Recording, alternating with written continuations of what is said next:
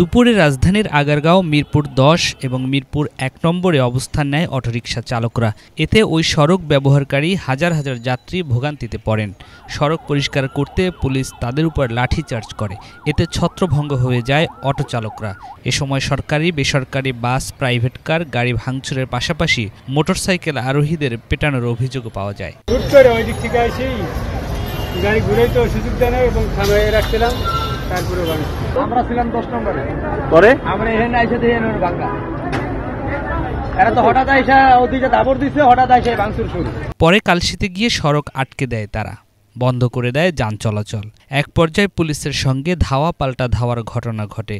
Auto চালকরা পুলিশকে লক্ষ্য করে ইটপাটকেল নিক্ষেপ করেন, ভাঙচুর করে বাস সহ একাধিক গাড়ি। এ সময় বাসে থাকা যাত্রীরা আতঙ্কিত হয়ে বাস থেকে নেমে পড়েন।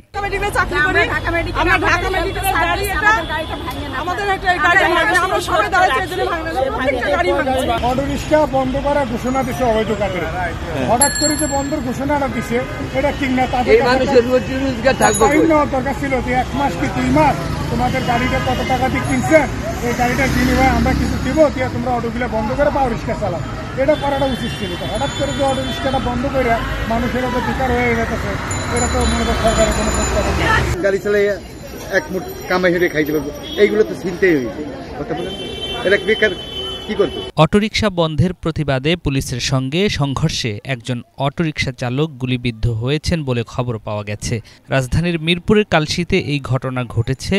এই ঘটনায় সংক্ষুব্ধ চালকরা ট্রাফিক পুলিশ বক্সে আগুন দিয়েছে।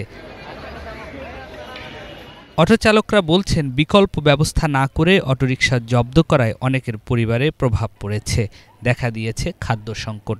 আবার কেউ কেউ প্রশ্ন তুলেছেন, কেন সরকার এই অবৈধ অটোরিকশা আমদানির অনুমতি দিয়েছে? কেন পুলিশ প্রশাসন বছরের পর বছর অবৈধভাবে টাকা খেয়ে অটোরিকশা চালাতে দিয়েছেন?